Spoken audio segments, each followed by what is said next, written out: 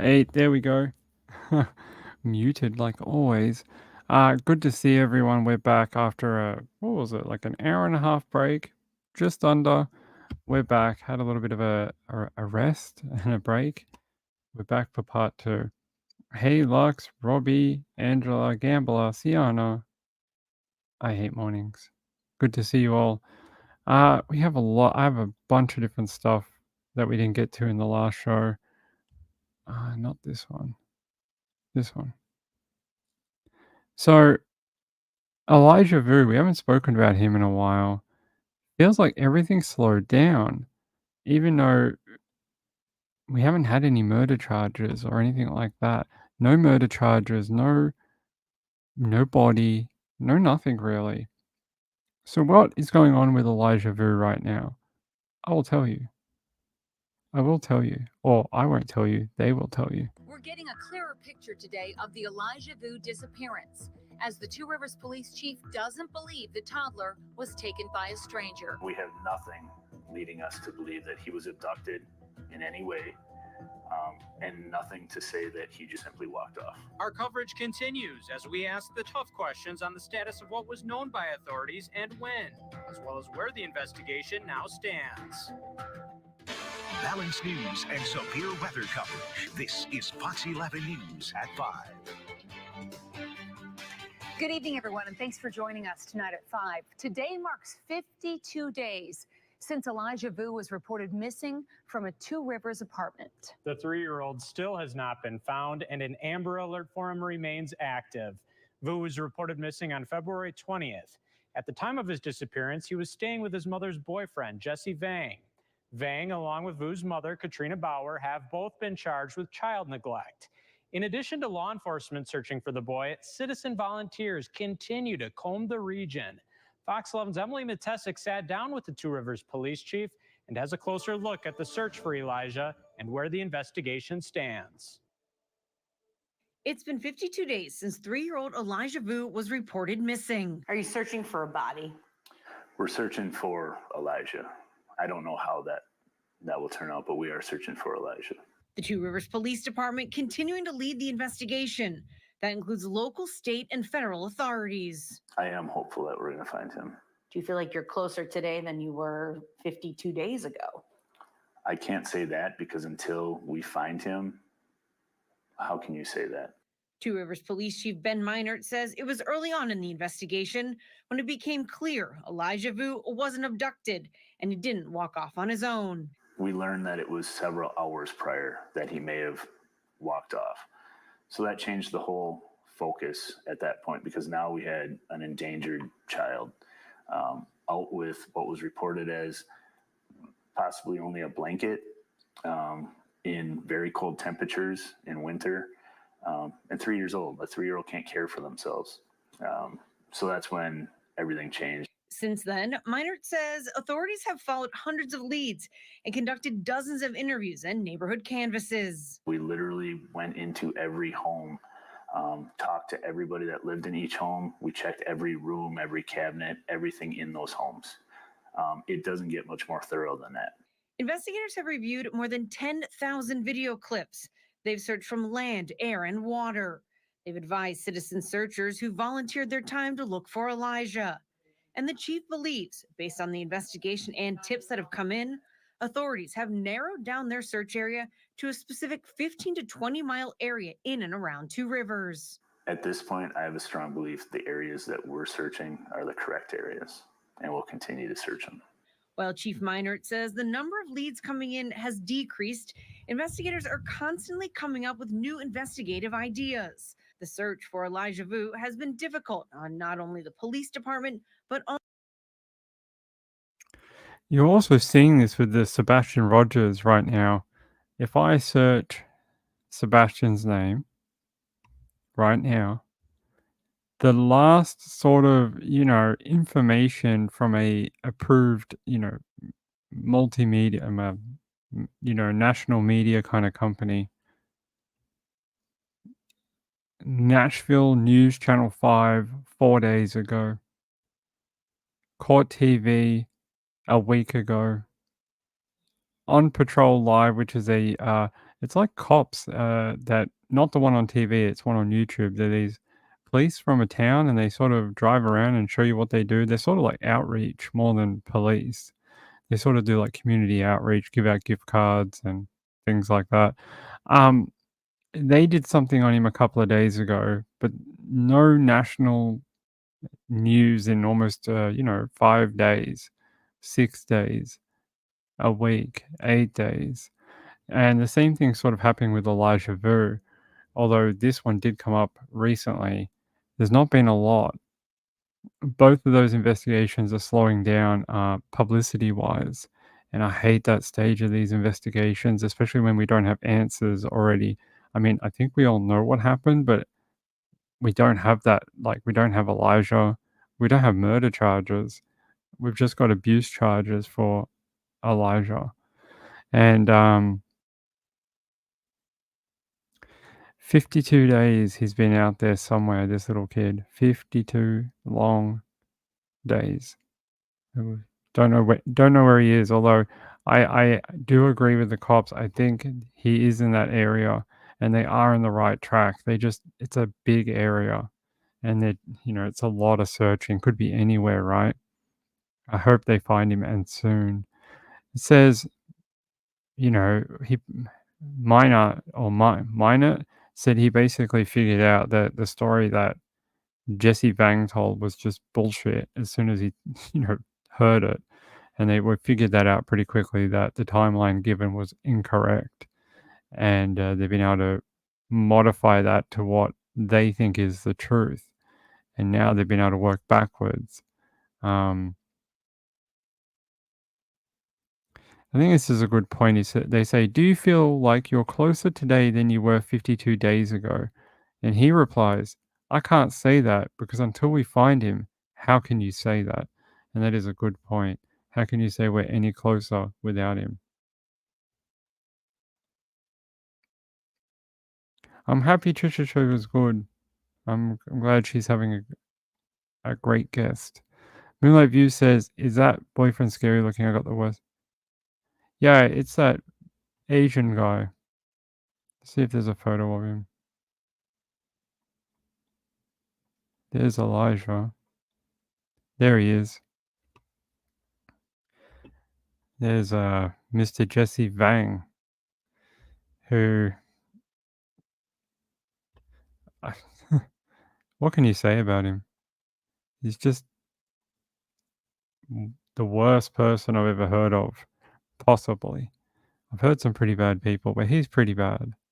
The fact his ideas on child rearing ain't gonna win any New York, bestseller, awards or, number one for 58. Wait, no.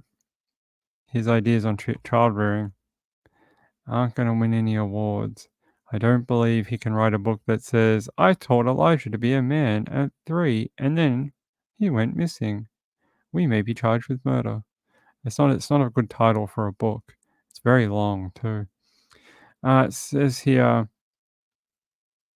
they're just saying what said in the video, that the authorities have hundreds of leads, conducted dozens of interviews and neighborhood canvasses. We literally went into every home, talked to everybody that lived in each home. We checked every room, every cabinet, everything in those homes. It doesn't get much more thorough than that. Investigators said they've reviewed more than 10,000 video files to date. They've searched from the land, air, and water. Just like Sebastian, they've thrown just about everything, including the kitchen sink, at this investigation. And so far, they've come up empty. He looks, institutionalized. Possibly. I don't know if he has spent jail time. I know that. I can't remember how much it is, so I have to look it up. Jesse Vang.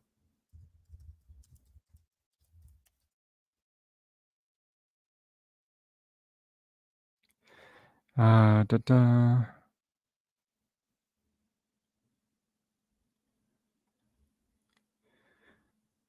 just trying to see here.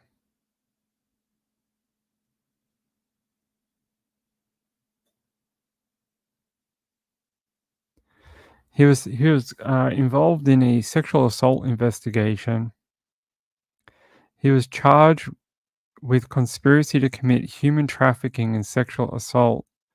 The court documents say the charges were later dismissed after a federal indictment against Vang. NBC 26 found no federal human trafficking or sexual assault charges against Vang. Vang was federally indicted on conspiracy to distribute methamphetamine, sentenced to federal prison, and then probation.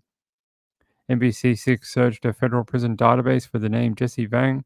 There was one result which said that a federal inmate was released February 2022. Here's some of what the complaint in 2016 against Jesse Vang said. The victim was a woman. 2 women were at a party in Appleton using meth and heroin and later went to a hotel. The victim used more drugs at the hotel and was left alone with 2 men and was sexually assaulted. The victim was told she would be taken to Minnesota and would not be her own person anymore. She feared she would be forced to work in the sex trade, and the other woman eventually returned, and the 2 women got away to another hotel where they stayed in the bathroom, and someone must have called the police. So there you go. There's a little bit of his background. He has some interesting history. Let's see what it says here. We are learning more about Jesse Vang. A criminal complaint says that Vang was babysitting Elijah Vu on February 20th, and he reported the boy missing.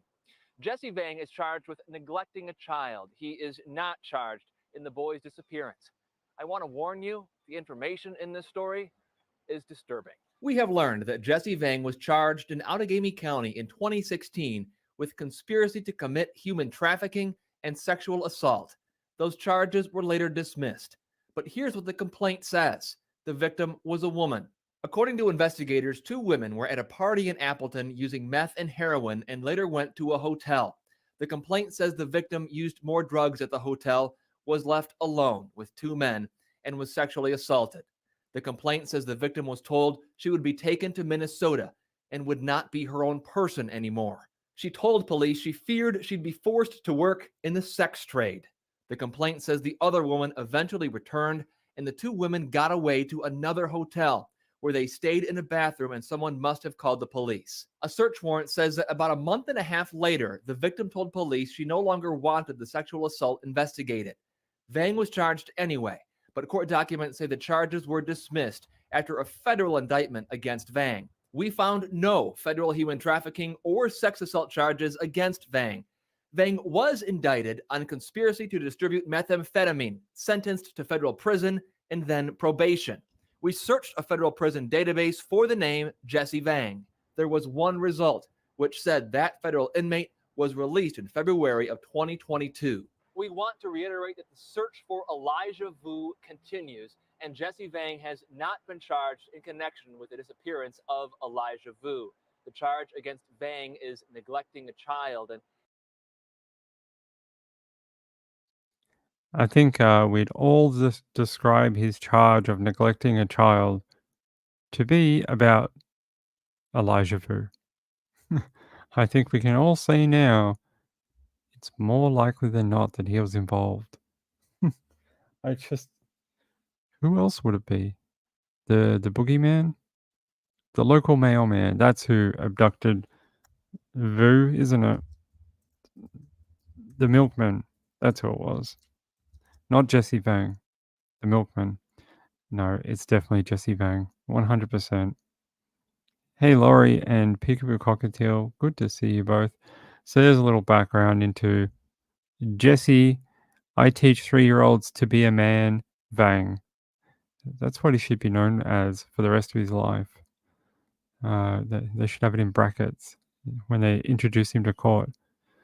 Because it's the craziest idea I've ever heard about a 3-year-old. Could be Santa. We should look into that. Does anybody have a contact for the North Pole? I mean, I don't, but there has to be someone out there who does. Okay? Someone out there must know Santa Claus. All right, let's go to the other one. This is an interesting one. Dante Payne was sentenced Monday to 23 years in prison for a March 2021 murder in Kokona. And it says Payne, 29, previously was convicted of second-degree intentional homicide and armed robbery for the death of Brian Porsche at a home on West Division Street. In addition to the prison term, Payne was placed on extended supervision for 20 years by Judge Vadira Rain. Before the sentence was issued, Payne apologized to the victim's family.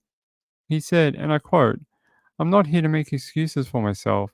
I'm here to take responsibility for my actions. Over these past 3 years, I've had a lot of time to think. I've had a lot of time to realize my mistakes, but I believe that everyone can change. I've changed. I've matured. I know I can do better for myself upon release." Release? You murdered someone. When do you think you're getting out? At what? You're going to be much more mature by the time you get out, buddy. It says here, District Attorney Melinda Tempelis and Defense Attorney Timothy Hogan made a joint recommendation for 22 years in jail plus 20 years of extended supervision. Previously, Tanya Stammer, 31, was sentenced to 23 years in prison for her role in the death. She was also convicted of second-degree intentional homicide. According to the criminal complaint, Payne and Stammer targeted Porsche. There were conflicting claims during the investigation about who actually shot Porsche. Then the two then tried to make the scene look like a robbery and tossed his phone and keys into Lake Winnebago. So there you go. He was sentenced 23 years in prison and 20 years of supervision. Good luck, buddy. You can be much more mature. So he's 29 now. He'll be 52 if he serves his entire prison sentence. Then he has 20 years of supervision. So he'll be 70 by the time the court is finally off his butt. He'll be an old man. Sorry to all the 70-year-olds out there. You're very young and beautiful. Just not this guy. When you go to jail, it's different. But he'll be an older man. Older, somewhat old. Young 70 at 70. Yes, trigger warning. 23 years in prison needs a trigger warning. Let's see. A Milwaukee man was sentenced to 23 years in prison today for a murder in Kokona back in March of 2021. Dante Payne learned his fate in an Outagamie County courtroom. He had been found guilty of armed robbery and second-degree intentional homicide for the death of Brian Porsche at a home on West Division Street. In addition to the prison term, Payne was placed on extended supervision for 20 years. Previously, Tanya Stammer was sentenced to 23 years in prison for her role in the death. Sienna Peak. A Milwaukee man was. There you go, a Milwaukee man sentenced to 23 years. Sorry. There we go. Yeah. See you later, Mr. Dreadlocks. It says here, this is his photo courtesy of the county jail. Hadn't been changed into his prison uniform as of yet. Must have been when they booked him originally. All right. I got 10 more things I got to talk to you about, so hold on.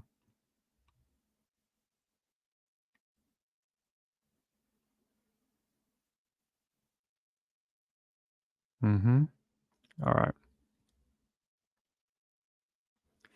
Teen mum who left baby Mary to die in New Jersey Park on Christmas Eve 1984 was living ordinary suburban life with husband and kids when she was tracked down and arrested, now in jail.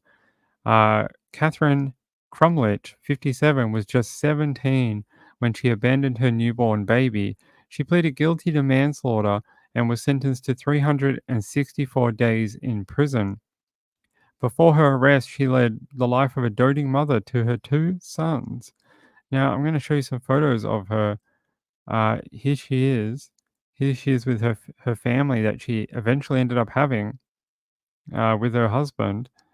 And here's the grave for baby Mary that the community paid for because they didn't know who the mum was. And they apparently the priest who gave her baptism when she was dead gave her the name Baby Mary. And they left this Bible quote on here for her. It says, "I will never forget you. I have carved you in the palm of my hand." Isaiah 49:15. And they gave her a beautiful headstone that, you know, fitting of a beautiful baby. It says her Facebook captures the life she led under the name Catherine Snyder Crumlich after relocating and setting up in suburban Columbia, South Carolina with her new family. Photos show her gleefully posing with her husband David and her sons Zachary and Noah. Crumlich was the picture of a doting mother attending her son's high school baseball games, weddings, and later babysitting her grandkids. She took up a job working at a specialty grocery store called the Crescent Olive, where she was pictured grinning with coworkers around Christmas time 2018. But her good life came to an end when she was sentenced to 1 year in jail last week after pleading guilty to manslaughter. This came after a year after Morris County prosecutors filed a juvenile delinquency complaint, leading to her arrest in South Carolina. Investigators used modern DNA analysis to trace baby Mary's parents, but her father, who was 19 at the time of her death, had passed away in 2009 before he could be identified. There is no evidence the man was aware of his daughter's birth or death, according to prosecutors. It says Crumlich entered her guilty plea on February 28th. The Morris County Prosecutor's Office said the manslaughter charge would have been considered a second-degree offense had it been committed by an adult.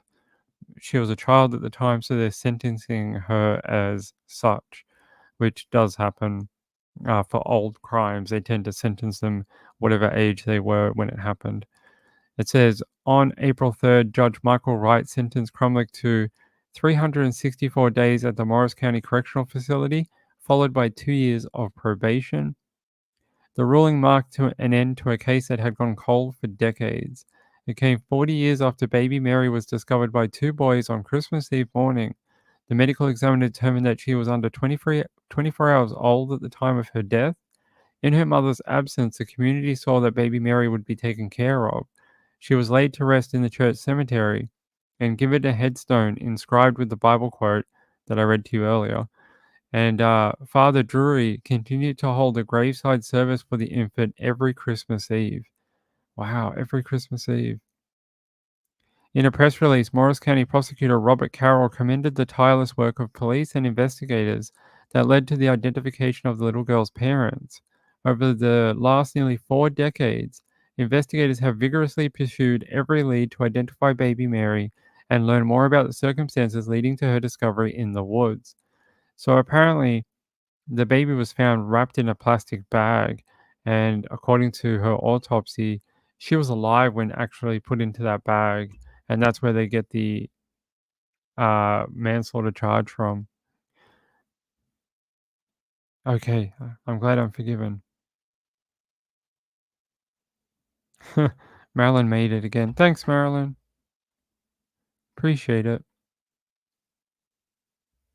Yeah, so what a very sad story, especially, I mean, you look at this person, she looks like anyone's mom, right? With her kids and her husband.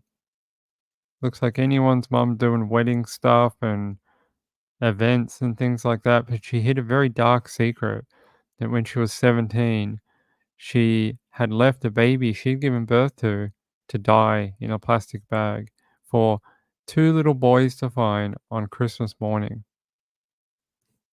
I mean, we can all say she was a scared teenager or whatever, but, you know, I thought we'd taught people enough that there's help out there. Even 40 years ago, I'm sure there would have been help out there if she wanted it. Like you saw the reaction of the community. The community came together, gave her a real burial, gave her a baptism. And here's a photo from when she was buried, actually. Look how many people turned out. Police, neighbors, even other parents with little kids came to lay flowers at her funeral for her. I mean, the whole community turned out. It's a very sad story. We read one a while ago in Arizona. A woman had given birth to a baby while on vacation. Not on vacation. She had gone to like a conference or like, yeah, a conference. She'd gone to a conference and she'd done a little holiday at the end. And she had dumped the baby in a hotel towel in the airport bathroom. And it was only because a man had lost a laptop that they even checked the rubbish that day. Normally, they would never have checked it. They would have just chucked it in the like the tip bin outside, and they would never have found the baby. But a man lost his laptop and really needed it. Had his like work on it and stuff, and they went looking for it. And when they checked that bin, they found that baby, and I think that baby's name was Baby Skylar, and they found her mum this year too. Baby Skylar, baby Skylar. They found her mum and charged her mother as well. And it looks like there was an update only a few days ago on the baby Skylar one too. Yeah, here's the woman who did the baby Skylar one. Finally, her face has been revealed. Annie Anderson, 51. Welcome on into the news at noon. I'm Ty Brennan in for Troy Hayden. But first on Fox, the woman accused of abandoning her newborn baby at Phoenix Sky Harbor nearly 20 years ago is now back in Arizona. She was brought back to Phoenix early this morning. Ron is joining us with the very latest. Hi, Ron. Yeah, and we do have the mugshot now. 51-year-old Annie Anderson. She was booked into jail in the overnight hours after being extradited to Arizona from the state of Washington. This is video from the sheriff's department showing the moments that Anderson was brought in to be booked into the jail. She had been living in the Northwest prior to her arrest. According to court documents, when plainclothes officers showed up to her home, they asked her to come outside to check on her car. That's when they took her into custody 3 days before Christmas. Well, some of you may remember the case. It does go all the way back to 2005. The unknown child was affectionately dubbed a baby Skylar. An airport employee found the newborn's body in a bathroom at Sky Harbor. The child was found wrapped in newspapers in a white towel and placed in a plastic bag. The baby's death was ruled a homicide, and the manner of death suffocation. DNA collected at the scene was identified as being from the mother. It was then entered into CODIS, but detectives didn't get a match, at least not then. The Parabon DNA profile looks completely different. Doesn't look like her at all. Like not even close. It doesn't look like her even 10 years ago. For years, the Yeah, scene you was guys see it here? That doesn't even look like her. Not identified even, as not being even a little bit. Look, here she is. Maybe it looked like her when she was 17. Maybe.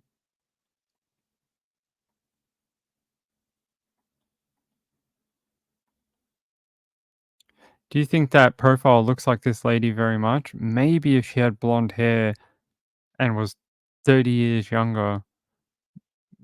She does have blue eyes. They got that right. The nose is kind of right. Maybe the jawline's off though. And she's got grey hair, so it's hard to know. She's an older woman. Must be all that stress from dumping a baby in a hotel toilet or bin. That's what it does to you, people. Don't dump your babies in the in the hotel bin. Yeah, right. She does look a little older than 51. Danye Mitchell. Mr. Danye, where have you been? Gonna have to give you a tardy slip, sir. Yeah, I find it interesting that the Parabond wasn't close at all. Let's look at the one that was older. Hold on. There.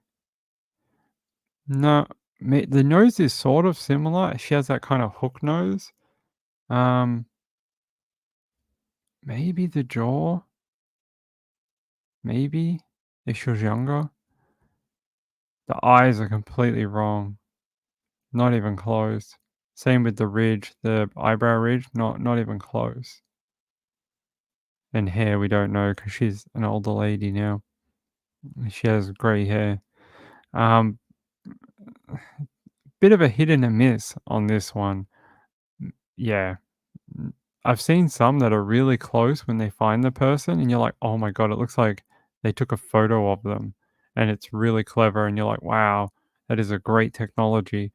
This one, not so much. A little bit of a miss. Danny, I can't say that on here. That's right. Do you look like that, Danny? Oh, hot stuff, Danny. Yeah, it's not a good one. Not a good one from Parabon. I wouldn't be putting that up on my Facebook page if I was Parabon and saying, "Baby Skylar, look how much we helped." I'd just be like, "Oh yeah, we never worked on that case. That wasn't us. That might have been Othram. Go talk to Othram. Go talk to them. It wasn't us."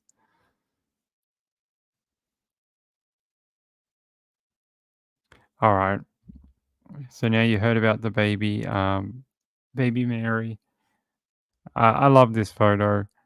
It is very sad because of the babies in a casket, but it's not that I like. It's the all the people, including this police officer, giving the baby a salute at her at her funeral. And here's another lady here with her mum. I mean, this is the mum with her daughter, giving some flowers, and like the whole community came out. Here's another mum with her little girl coming out to, with a little posy of flowers here to give to baby Mary. Shows you how much that community cared for that baby when her mum didn't.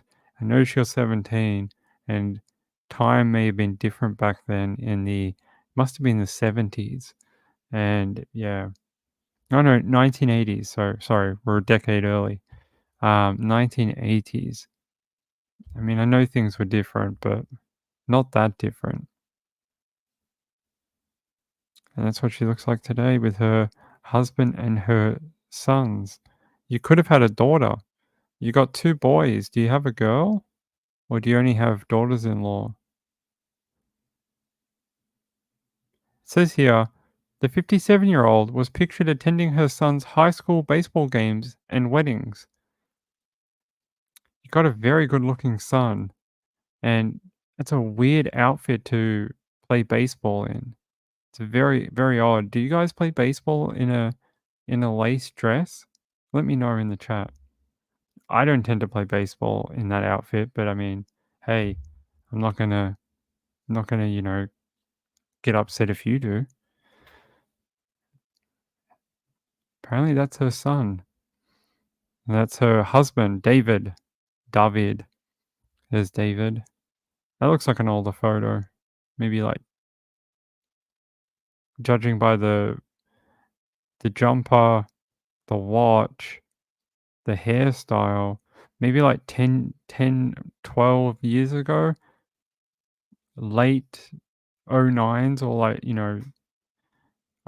07, 08, 09, that kind of thing. That's the kind of fashion that was around. And same with the hoodie. I don't think this is all that recent, or if it is, it's a really shitty photo. Someone had a really crap camera. But the fashion looks quite old. See, that looks newer. That could be within the last 5 years. There you go. You know what's really sad? The father of this baby, baby Mary, passed away in 2009. They're not even sure whether he actually knew that she was pregnant and that she'd had a baby. They're not even sure if he ever knew he was a father. And that's very sad. What if he went through his entire life never having children and had no idea that he'd ever fathered a child? That's a crime in itself, I think, anyway. Right. Her children, her husband all have to know that now. Her friends, her, social group. Oh. Gambler's like, her lawyers wanted probation. Nope. She's lucky to get only 18 months in prison. Lucky. Could have been years in prison for Hannah Gutierrez Reed. A lot of people may have said she deserved years in prison. She was, you know, really poor at her job and it cost a woman her life. Can't have people like that in such serious positions of authority on work sites. That's how people die, like in this one. Can't have that. Really, really cannot. And she deserved to have more. Much more. No. I think he'll still get something. I don't know what it'll be. If she only got 18 months, maybe he will get a suspended sentence and probation. I have a feeling. That's what he'll probably get. They're not going to send Alec Baldwin to jail. I guarantee it. They don't do that. They don't send rich movie stars to jail. I mean, unless you're like the guy who played Iron Man, or did he go to jail? Iron Man. Was it Robbie Downey Jr.?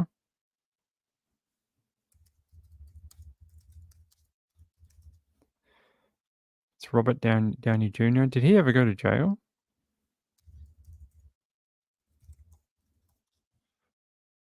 In November 1996, after spending time in court-ordered rehab, he received a further 6 months of live-in rehab, 3 years probation, and was ordered to undergo compulsory drug testing. In 1996, he missed one of the court-ordered drug tests and had to spend 6 months in a Los Angeles County jail. There you go. He did go to jail. Sorry about that. There's his mugshots, people. And then he became Iron Man. And I love Iron Man. I love him as Iron Man.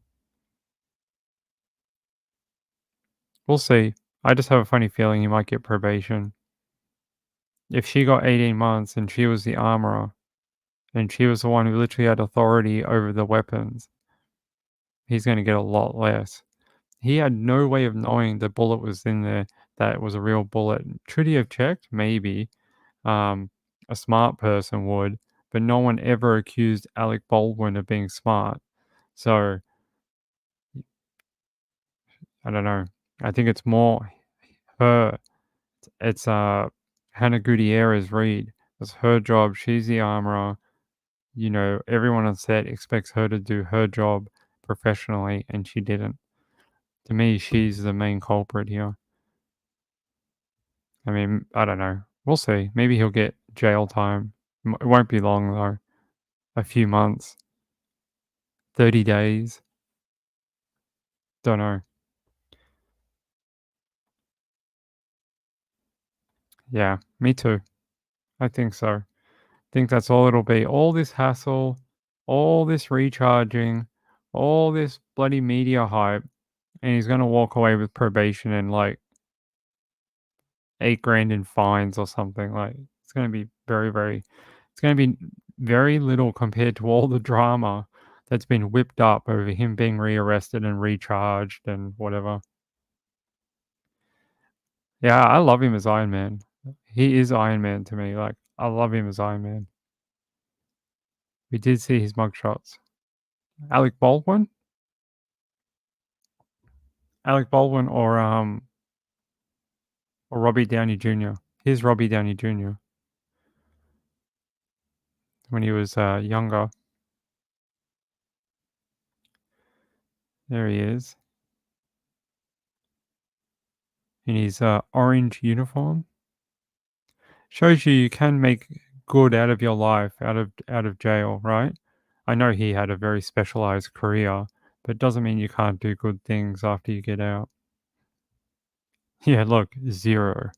And then 300 million, age 55. Being Iron Man did a lot of that. And he plays a great Tony Stark.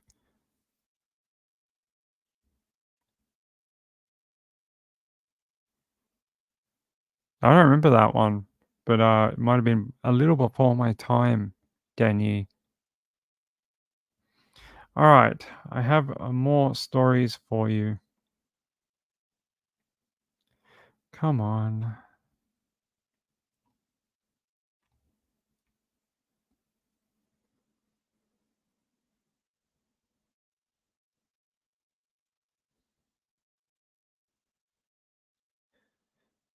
Oh, yes. We have more information about Maxwell Anderson. It says bartender 33 who lured 19-year-old pizza shop worker on a date, took her home and then hacked up her body is a Nepo baby ex-high school football star whose millionaire father ran a Milwaukee insurance brokerage. So we spoke about Maxwell Anderson the other day. He's now been charged with murdering Sade Robinson, this lovely lady here. And we worked out some of the timeline from the document. It was like they went out to dinner around 5:30. They ate for like an hour, hour and a half. Then they went back to his place. Then sometime around 9:30, everything changed. All the communications to the phones became different, and they think maybe around then something happened. Then around midnight, there's more activity and things start moving. Cars start moving, phones start going with it, and then body parts get dropped all over the city. And then he goes and tortures her car. He is a really sick individual, a real sick person. I am guessing he tried to proposition her, and she was like, "Whoa, Buster, I don't do this on the first date. You're gonna have to take me out a couple more times." And then he was like, "Well, I'm just gonna take what I want." And then, he murdered her. I'm guessing that's probably what happened because they were back there for a while, about an hour, and then everything went a little haywire. We don't know exactly because we weren't there, but the timeline of her phone moving, his phone moving, then the car moving paints a very awful picture of what happened. And here's the map. So North 30th Street and Lisbon Avenue, and then North 30th and West Galena Street, April 7th. And then Warnament Park, Cudahy. This is where they found her car and the leg. Body parts, including a leg confirmed to belong to Robinson, were found at several locations around Milwaukee after her disappearance. Yeah, we read the affidavit the other night. If you haven't read that, it is on my Twitter. I did post it for you all. If you haven't read the affidavit, his arrest one for murder, you can read it. It is on my Twitter timeline at Nights with Ping. It says an investigation of phone records zeroed in on the night Robinson disappeared, finding that she had initially been messaging Anderson about their date, where she told him she was feeling seafood. Anderson used to work at the restaurant, and a bartender there said he had originally arrived to pick up a W-2 form, but told others that he was staying for a first date. The duo were seen dining at the restaurant in surveillance footage, and a location sharing app between Robinson and her mother showed that Robinson then went to a nearby sports bar and then to Anderson's home in Milwaukee. The phone next pinged in a park where her leg was discovered. Detectives searched Anderson's home on April 4th and found blood on a bed and walls leading towards the basement. So he cut her up in the basement? Ugh. According to court documents filing against him, multiple gasoline canisters were found in the basement, and Anderson was arrested later that day during a traffic stop. On Friday, cops said they were still investigating a motive for the alleged murder, and the rest of Robinson's remains are still unaccounted for. So they still haven't found the rest of her. How horrible. I can't believe they just still haven't found. Where is she? In the water, maybe? Maybe he dumped her into the ocean? How horrible. So apparently someone has found the yearbook.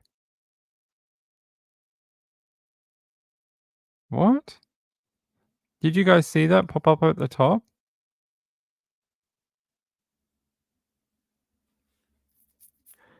Clunes. We were at Clunes the other day. Hannah Maguire lived there. It's near Ballarat. You guys know Ballarat, right? What the hell? Not again. No, not again. Suspected mushroom drink poisoning as woman dies and 2 others are rushed to hospital at health retreat. Where's Erin Patterson? Did she own this health retreat? Someone find her. Is she ordering mushroom assassinations via phone out of prison? Someone check on her. Someone call the prison. Make sure she's doesn't have a phone or a laptop. I'm concerned.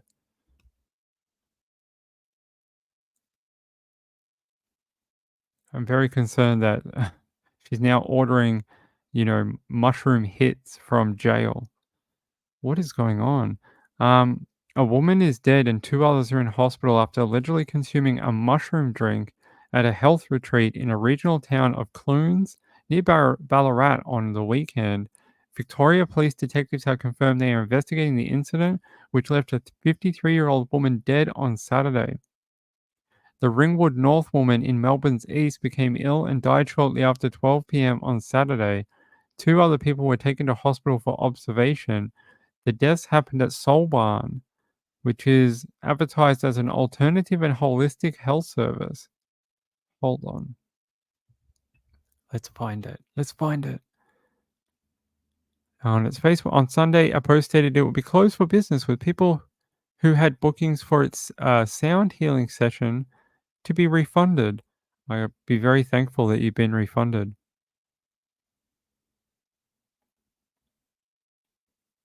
Hold on.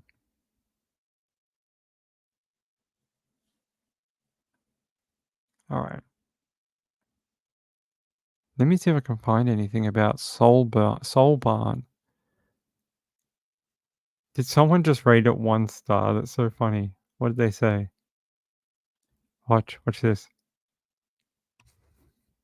Great place if you want to die from mushroom poisoning.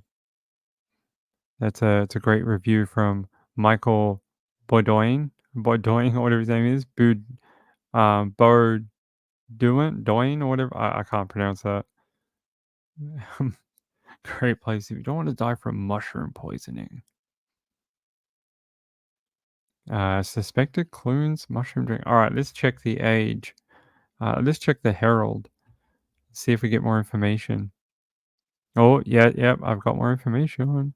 I need to pay my bill for this website. 2 dead, 2 hospitalized in suspected mushroom poisoning at Clunes Health Retreat. This is what it looks like. A woman has died and 2 others are in hospital after ingesting drink reportedly containing mushrooms at an alternative health retreat near Ballarat.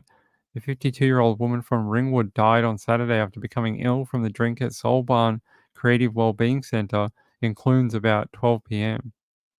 Moorabool Crime Investigative Unit detectives are probing the circumstances surrounding the death. The woman died at the retreat and 2 other people were taken to hospital for observation. The Fraser Street Retreat is an alternate healing practice that holds meditation and sound healing sessions. The day after the woman's sudden death, Soul Barn posted a social media statement saying they had an upcoming event that had been cancelled. Was it the mushroom taste testing event? Investigations are ongoing and police will prepare a report for the coroner. If I was a real jerk, I could make some funny jokes here, like the police will prepare a report for Erin Patterson. All right. Shh, Ping, stop making dirty jokes. No more. Moonlight View says, no psychedelics for me, thank you.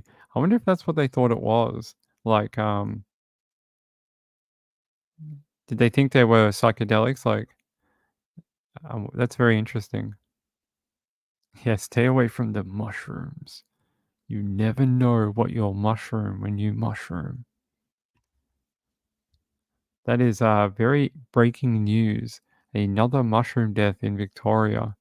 I am astounded after everything that's happened with Erin Patterson. people are still like, yeah, give me the mushroom drink. Come on, people. You can't be doing that. Don't trust anyone who tries to offer you mushrooms, okay? Even if you do think they're the psychedelic kind. Let me see if I can find anything else about this mushroom death. Da, da, da. What's it called? It's called... Oh, is this her? Oh no, that's the owner. This is the owner of Soul Barn. The one who owns the business, I guess. Oh, she has crystals in the ear. She definitely knows the good mushrooms to kill people. I'm joking, I'm joking. Please don't come for me. Let me see if I can find anything about Soul Barn on Twitter.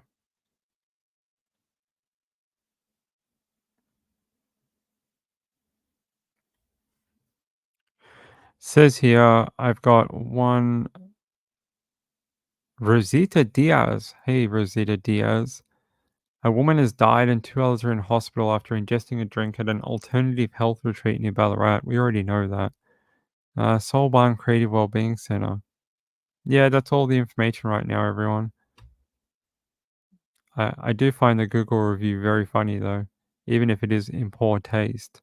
Great place if you want to die from mushroom poisoning. Some people have a sick humor. A sick humor. Yeah, after what happened last year, I thought everyone would be well educated on mushroom poisoning. Hey, Jojo. Anita. Annika, sorry. It's some sort of... Oh, I am, right? I can see it on my screen. Wait, really? You guys can't see it? On my panel here, it shows it as being there. No? Put your hands up in the chat. Can you see the Google review on your screen? Because it's showing to me that you're seeing it. Put your hands up in the air. We'll see what... I'm not drinking any mushrooms. Angela says she can see it. Okay. Thanks, Angela. No mushrooms for me, buddy. I don't want any. Yeah. See? Soul Barn Creative Wellbeing Center.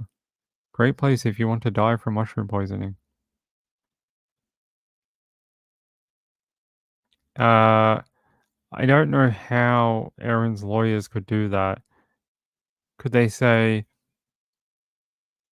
look, everyone dies from mushroom poisoning. This was a business.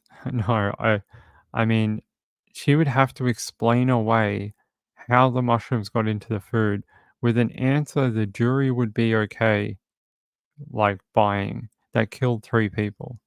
And, then she would have to explain away the poisoning of her husband a year earlier 3 times. I don't know how you do that. It's a very difficult job to discount 3 murder charges and what was it, like 5 attempted murder charges? You would have to have spin a tale that is worthy of, the great stories on earth to be able to explain away 3 murder charges and 5 attempted murder charges. Oh, you guys can see it, but you can't read it. Okay, hold on.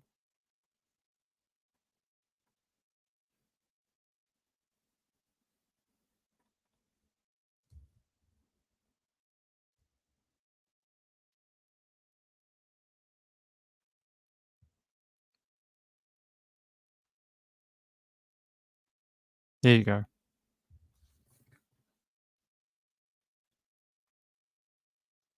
The photo of the owner.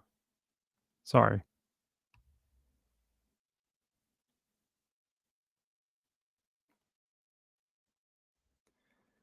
Da, da, da. I did have a photo of it. Where is it?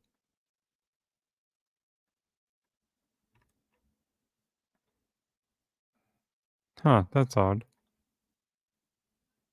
Yeah. There's a photo of the owner. Her name is Michelle Mullins. Michelle Mullins is the owner of the Poison Mushroom Health Retreat. No, sorry. Soul Barn. Soul Barn is the name of it. Yeah, a 1-star review. It was only posted 16 minutes ago, so thanks, Angela. Yeah.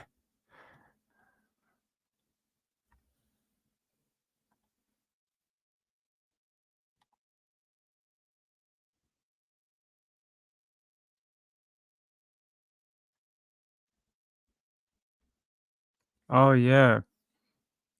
April Lynn sent me a thing. Hold on. Just let me search this while you guys look at that.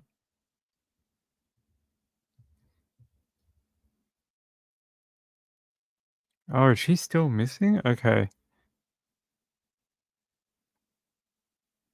So there's a missing child out of Tennessee. This little girl has a health condition and is missing out of Tennessee. Tennessee Bureau of Investigation is searching for a young girl who went missing in the Mid-South area. Germantown Police Department issued a missing report for 15-year-old Alexandra Chapman. Alexandra is 4'9", weighs 100 pounds, has black hair and brown eyes. She was last seen around 2 p.m. on April 12 wearing a black hooded sweatshirt, black pants, white tennis shoes, and clear frame glasses. She has a medical condition that may impair her ability to return safely without assistance. Where have we heard that before? May impair her ability to return safely without assistance. Who else's missing person thing had that? The same tag. It was Sebastian Rogers. Sebastian Rogers' original Amber Alert from the TBI had the same tag. May not be able to return home without assistance. So if you've seen this little girl, please, our friends in Tennessee, keep an eye out for her. What area is she in? Germantown Police. So have a look around there. Hopefully, please, someone find her and try get her home to her family. So, what a lovely looking girl, little girl. I often try and write professional, but I often end up failing. It sounds like autism. It does. That's true. Ask Kelly in the comments. Kelly knows a lot about autism. She often leaves corrections for me in the comments. She's like, "Ping, that's not true. Tell them this. Ping, that's not true. This is what actually it is. Ping, you have to tell them that it's not that, it's this." She's really good. She knows a lot about it. She's like an expert. She's very, very good about it. Yeah, she tries to correct me when I'm telling people incorrect information about autism.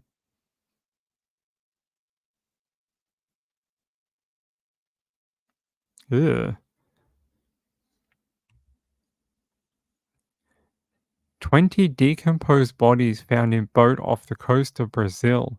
At least 20 severely decomposed bodies have been found in a boat off the coast of northeastern Brazil, according to officials. The boat was found on the coast of whatever this is. Here, let's put it big. I'm not even going to try and pronounce that. Northeast of Para? No idea. On April 13, the Brazilian Federal Public Ministry announced on Sunday 2 investigations have since been opened. There's the boat. 20 people in there that are long deceased. They have not been alive for a while. It says police officers and rescue workers tow a boat with decomposed bodies found by fishermen near the Vila de Castelo port in Bragança, Para State, Brazil. Officials said at least 20 bodies had been found in the boat, but due to decomposition of the remains, it's unknown how many died on the boat. The deceased are not thought to be from Brazil, but possibly from the Caribbean, according to investigators. Local authorities said there have been no recent reports of missing Brazilians. Here's a photo of the boat again. 20 decomposing bodies. That is awful. Those poor people to die in such awful circumstances. Yeah, that was odd. I don't know if we ever yeah, Gamble actually told me that Noelle made contact with her family. Here, I'll show you from KTLA. Missing California student contacts family after disappearing in LA. You guys remember we spoke about Noelle last week? Well, she's been found. Well, not found. She's made contact with her parents. So,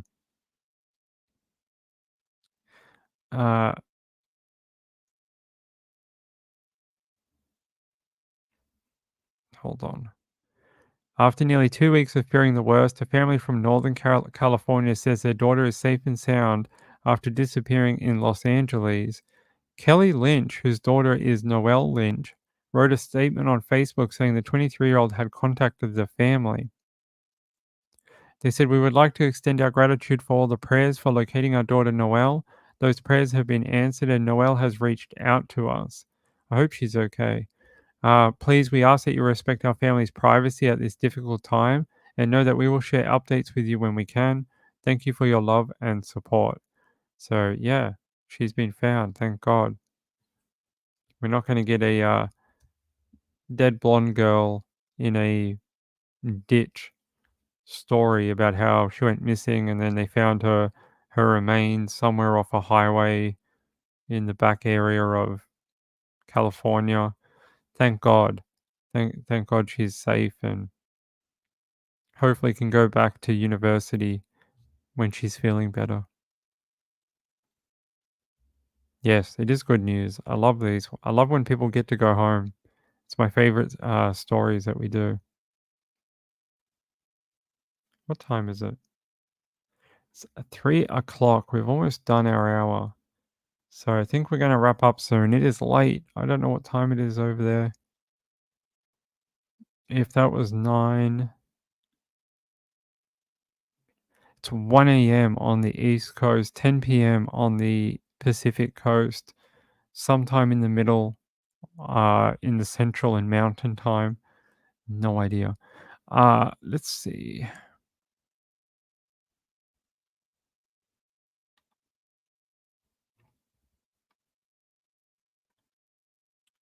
Is there any more on this Clune's death?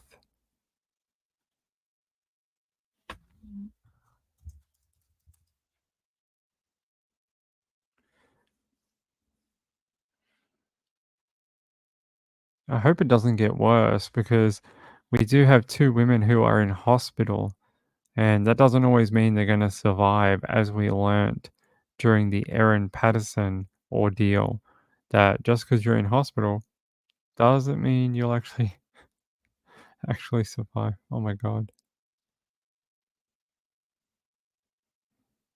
That's pretty funny. Someone posted this under the story. Why do magic mushrooms turn blue? Yeah, we call them blue meanies down here, and if you pinch them and they turn blue, you know you're gonna have a fun afternoon. You know you're gonna have a wild ride. Actually, I've never been a fan of them. I tried them once when I was younger, and I just didn't have a very good experience on them, and I never did them again. But they're quite popular in Victoria due to the damp weather that we get down here. They grow everywhere in autumn. They're just everywhere. So, but I'm not a fan.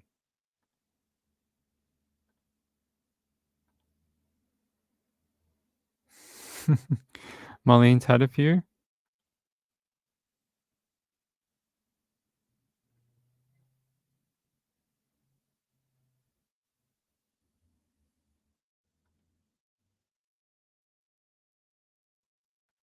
Oh, you got a new computer. Good work, Marlene. I hope you're getting used to it. Hope it's treating you well. Marlene says, yes, I have a basement. Why? So I can grow mushrooms. All right, Marlene, you grow your mushrooms. You've never heard of a blue mushroom? They're not blue. They go blue when you break the stem. It's very kind of you, Moonlight View. You hate it and break computers. Okay. Jojo says, wishing I had a basement right now. We've outgrown my current home. Oh, that's no good. I hope you can figure that out. All right. I think we're going to wrap up for the day. I'm literally out of stories. I have one more that I'm going to do. Where is it?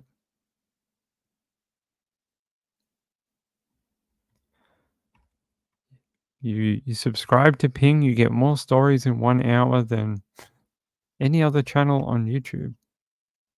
You learn about all sorts of different true crime and other stuff.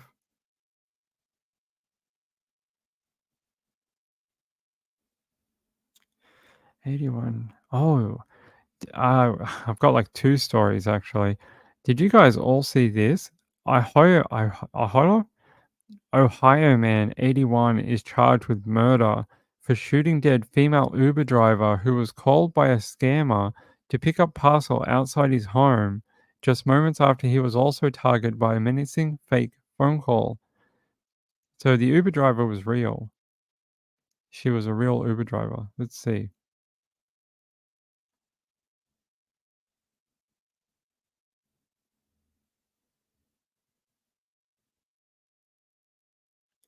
Don't think it has any sound, but she basically goes to pick up the package and he has a gun. She's like, "Oh, dude, I'll go." And he's like, "Look at my Smith & Wesson."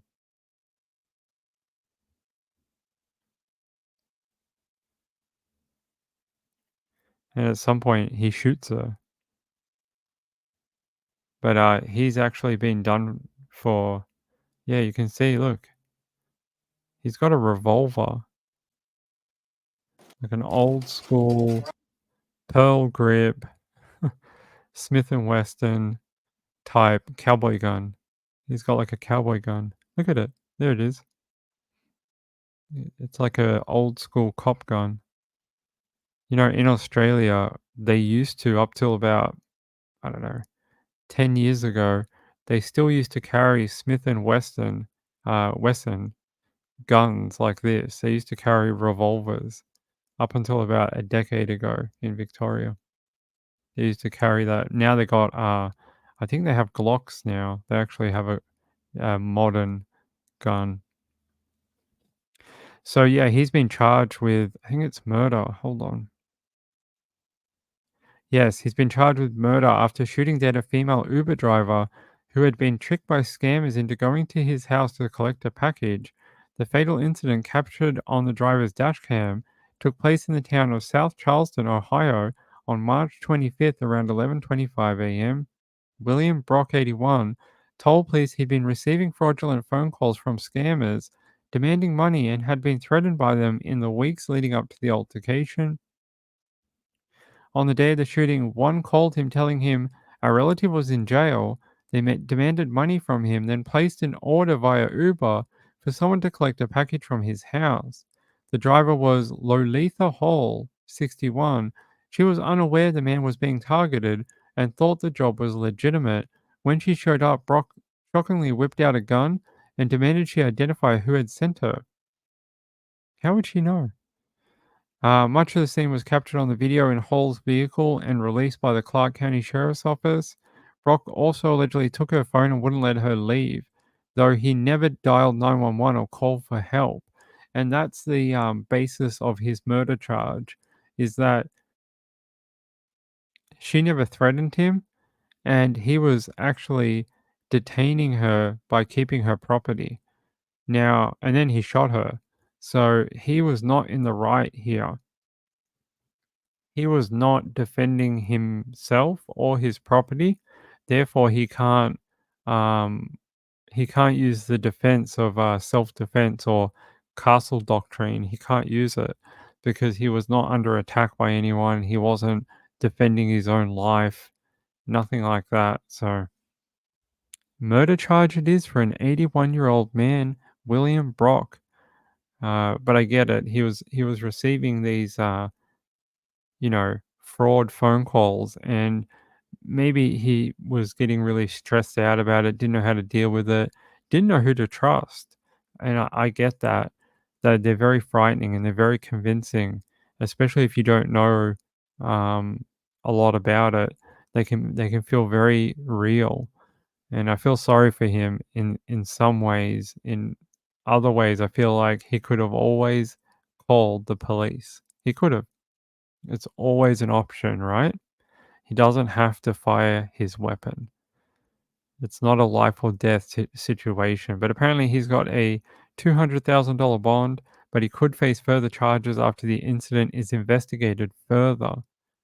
He's being charged with murder because he didn't dial 911 and because there was no active threat presented by Miss Hall at any time during the encounter. There you go. There's his mugshot from the Clark County.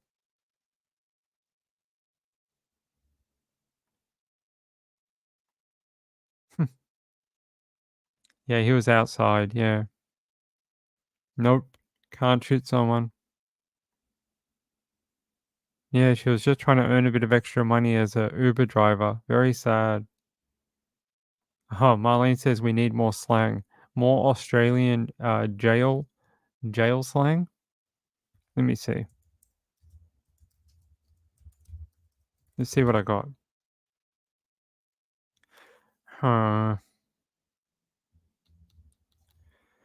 What have I got for you?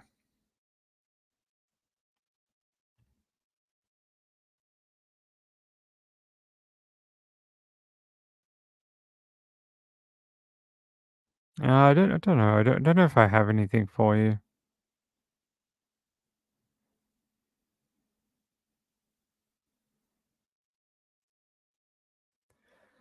Let's see.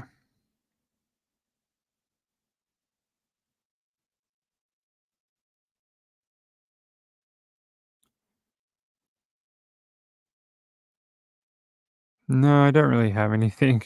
Nothing that I feel like you guys would get a kick out of anyway.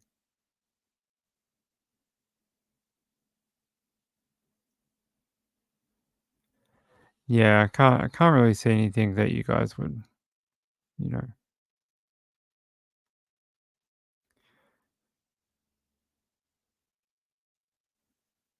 I didn't know this one. Apparently, in New South Wales, I'd never heard of this until I watched an episode of Mr. In Between, and a freshie in jail called someone a champ, not knowing what it meant.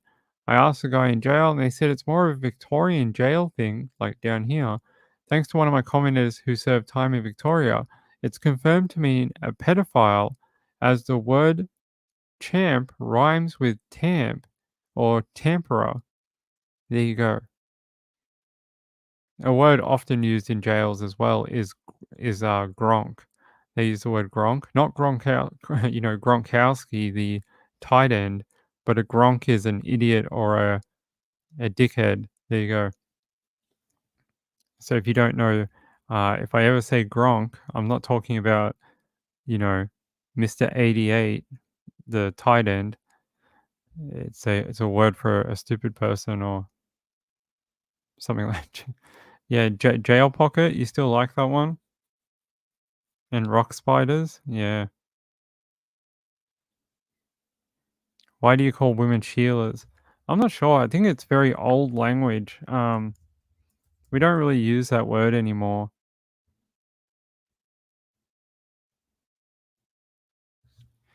It says Sheila is a rare misspell or respelling of the Irish name Sheila. They use it for baby girl names sometimes as well, but I'm not sure what or where that came from. Maybe there was a lot of women back in the day named Sheila, so they just named all the women. They're all Sheilas. I have no idea. Though, yeah, see, though it is not as common as it once was, Sheila is the Australian slang for girl or woman. It originally came from the Irish name, which was exclusively used with women. So there you go. Came from the Irish name. Yeah, it's not really used anymore in Australia. It's considered like Boganish or whatever, or like just old Australian English. It's not common anymore. Rock spiders? Yeah. Rock spider is a pedophile. And a jail pocket is your butt. they put things up their butts to hide it. It's called a jail pocket. All right, all you jail pockets. I'm gonna get out of here. Thanks everyone. I appreciate it. Where was he? At the Boston Marathon? Was he really? Well, he is from Boston, so explains a lot. All right, we're gonna get out of here. I need to go eat some lunch. I haven't even eaten yet. I'll see you tomorrow, 9 p.m. Hopefully the net will work tomorrow. And yeah, we've got probably a million other things we got to do and stories to tell. Open wide. Come inside. It's play school. All right. Yeah, Rob Gronkowski. Yeah. I will. She's very sick at the moment, actually. She's going into hospital shortly. So she's not very well at the moment. He's from New York, is he? I thought his family were from Boston. I know he plays up there. Well, he played with New England, but let's have a look. Where did he grow up? He played in college for the Arizona Wildcats. Yep, we know that. He was born in Amherst, New York. Yeah, where did his parents live, though? Syracuse? No. I don't know. Do they still live in Amherst, New York?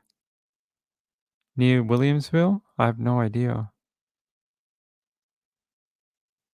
Apparently in 2006, Gronkowski moved to suburban Pittsburgh, where he attended Woodland Hills High School. So he lived in Pittsburgh too.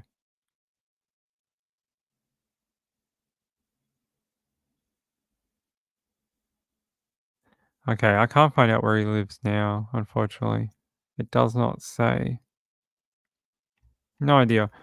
But wouldn't be surprising if he has property in New England because he played up there for over 10 years. Yeah, he was a Wildcat.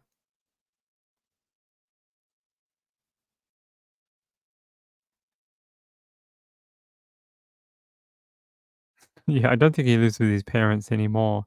Maybe the other brothers do, but maybe not him. That is stalking. Okay. Florida now. He lives in Florida now? That would not surprise me.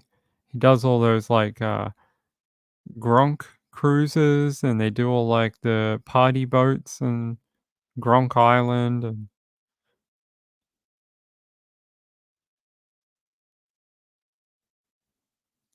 thank you. I appreciate it. That's okay, Jojo. You can be late. Not a problem. All right. Hey, love you all. We're back tomorrow, 9 p.m. Like always, thanks Moonlight View for being here all night. He enjoys warm parties. That sounds wrong, Danny. Sounds like he enjoys something else. All right. Bye. I fixed the end video for our friend. The first one I did today had her name missing, and then I fixed it. So peace out. Bye-bye. Love you all.